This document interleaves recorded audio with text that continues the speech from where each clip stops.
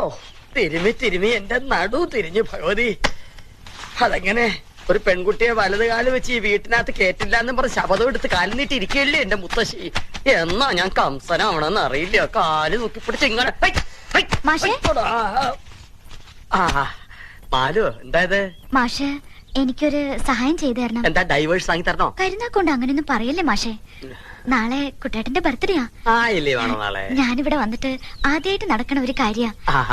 എനിക്ക് കുട്ടേട്ടന് കൊടുക്കാൻ ഒരു നല്ല സമ്മാനം വാങ്ങിച്ചു തരണം. ഈ കുടുക്കയില് കാശെത്ര ഉണ്ടെന്നൊന്നും എനിക്കറിയില്ല.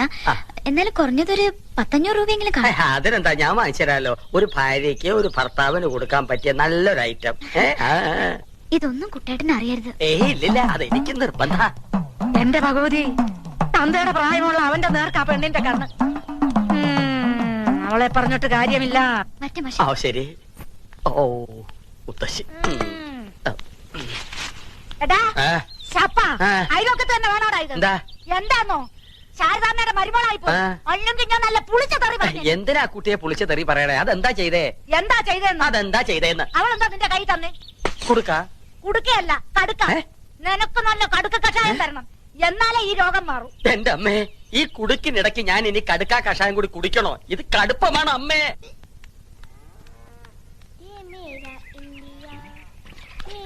ഇവളാര്? Freedom fighter Sarojini Naidu.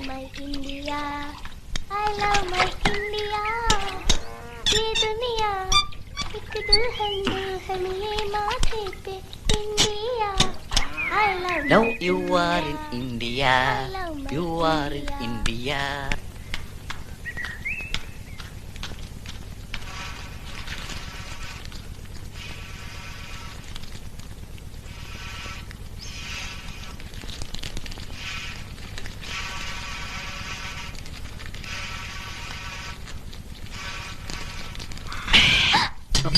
അയ്യോ, അച്ഛനും അമ്മയും അവരമ്പലത്തിൽ പ്രദക്ഷിണം വെച്ചോണ്ടിരിക്കുക. ഞാൻ ഇടയ്ക്ക് മുങ്ങി. ഒരു കാര്യം പറയട്ടെ. അവള് ബാത്റൂമിൽ ഗാനമേള നടത്തിക്കൊണ്ടിരിക്കുക. ഞാൻ പുറത്തുനിന്ന് പൂട്ടി. വാ.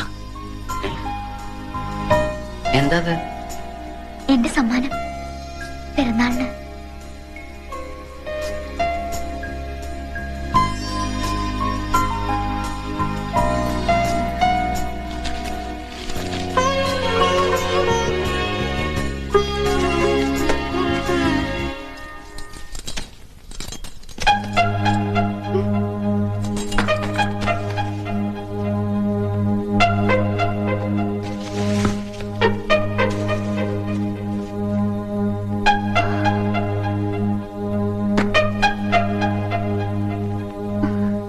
ഓഹോ, വിചാരിച്ച പോലെ അല്ല.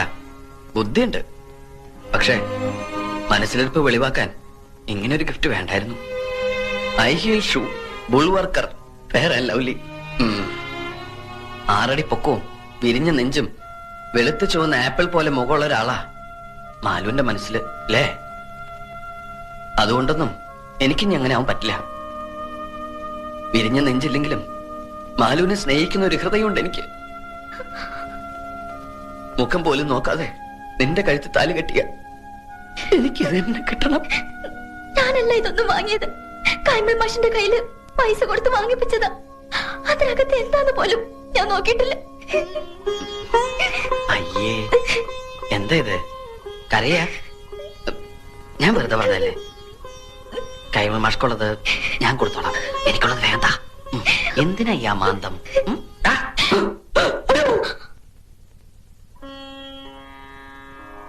ഇന്നു മുതൽ ഞങ്ങൾ മാതാപിതാക്കന്മാരുടെ അസാന്നിധ്യത്തിൽ കാണുകയോ സംസാരിക്കുകയോ ചെയ്യുന്നതല്ല. സത്യം സത്യം സത്യം സത്യം സത്യം സത്യം.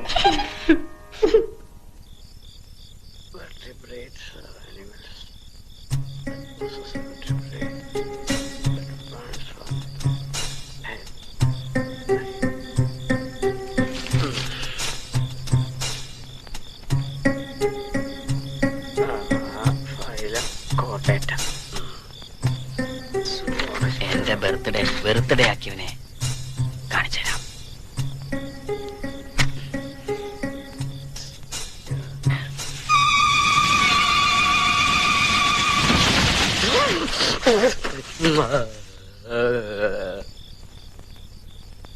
എന്താടാ ഒരു ശബ്ദം കേട്ടെ?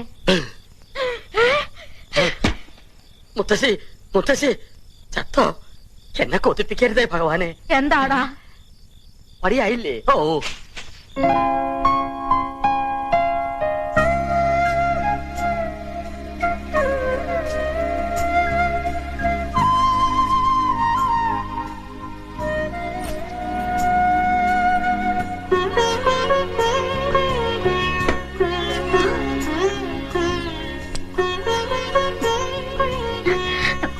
എന്താ ഇത്? വീട്ടില്ല, ഞാൻ ഒരു ഉമ്മ തരാതെ ഞാൻ വീട്ടില്ല. വൃത്തികെട്ടവൻ.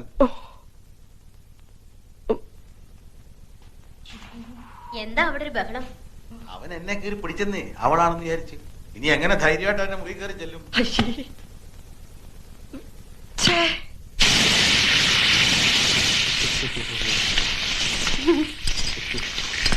എന്താ എന്തെങ്കിലും സാധനം കളഞ്ഞു പോയോ? ആ അതെ, അല്ല അത് ഇന്നലെ ഞാൻ എന്റെ ഇൻസ്ട്രുമെന്റ് ബോക്സ് ഇവിടെ വെച്ചു. എവിടെയാവോ?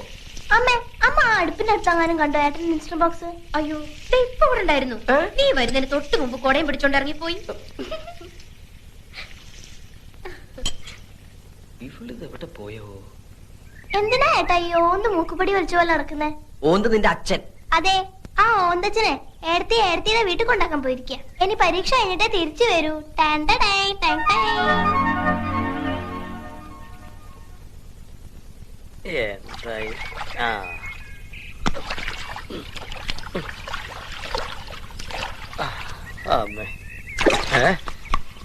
മോളിലല്ല, ഇവിടെ എവിടെ?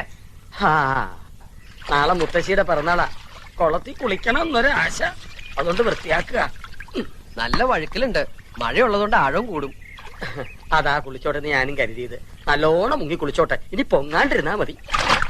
അല്ല മാഷേ, വെളുക്കാൻ വല്ലതും തേച്ചോ മോത്ത്? പാണ്ടായിരിക്കുന്നു. ഇന്നലെ രാത്രിയിൽ പറ്റിയതാ. മിന്നലടിച്ചാണെന്ന് തോന്നുന്നു. പക്ഷെ ഇടിയും വെട്ടിയില്ല, മഴയും കണ്ടില്ല. എന്തു കൂടോത്രാണാവോ? കൊണ്ടുപോവാൻ ആത്മാക്കൾ പാഞ്ഞു വന്ന് പോയതാവും. ഒരു പുരാവസ്തു ഇരിക്കണ വീടല്ലേ? പുരാവസ്തോ? മുത്തശ്ശി. മാഷത്തെ കാര്യം അത്. മാഷേ, എനിക്കൊരു 100 രൂപ കടം വേണമായിരുന്നു. കക്കുമ്പോ തിരിച്ചുതരാം. അല്ല, കിട്ടുമ്പോ തിരിച്ചുതരാം. എന്താ ഇപ്പൊ കാശിന് ഇത്ര ആവശ്യം? എന്റെ ഒരു കൂട്ടുകാരൻ ആക്സിഡന്റ് പറ്റി നട്ടെല്ലൊടിഞ്ഞ് ആശുപത്രിയിൽ ബോധമില്ലാണ്ട് കിടക്കുക. അവന് തിന്നാൻ ഓറഞ്ചോ ആപ്പിളോ രസഗുളയെങ്കിലും വാങ്ങിക്കൊണ്ട് പോണം. വെറും കൈയോടെ ചെന്നാ അവൻ എന്ത് വിചാരിക്കും? എന്ത് പ്രായം വരും? KK സുനിൽ, വയസ്സ് 23.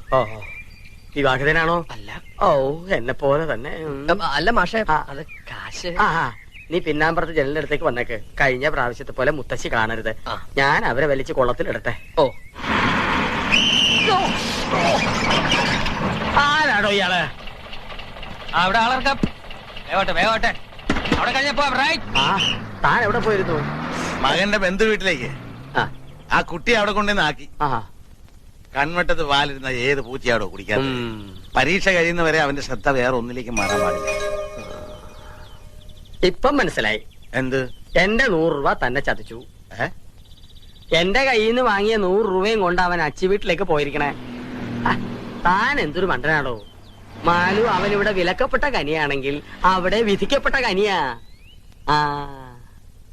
ടാക്സി.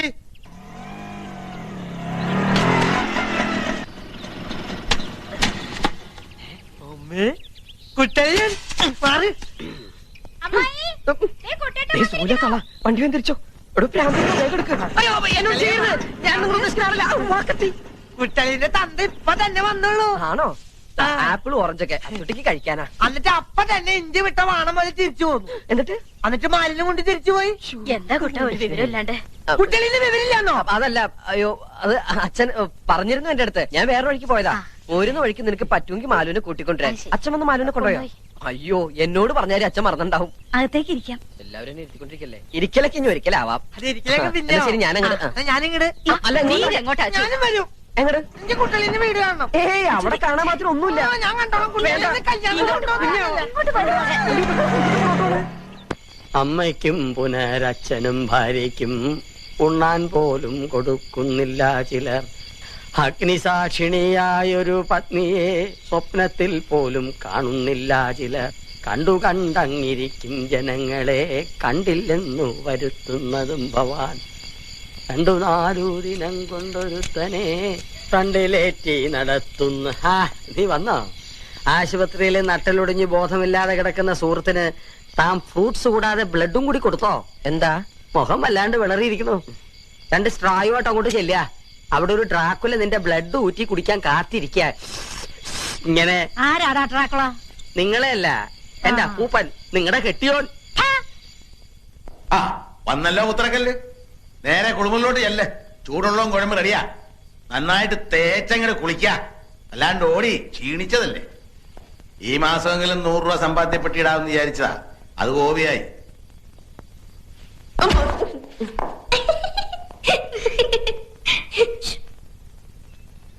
അല്ല, ഇപ്പൊ പോയാ തിരുവനന്തപുരത്ത് എത്ര മണിക്കെത്തും? രാത്രി ഒരു 10 മണി കഴിയും.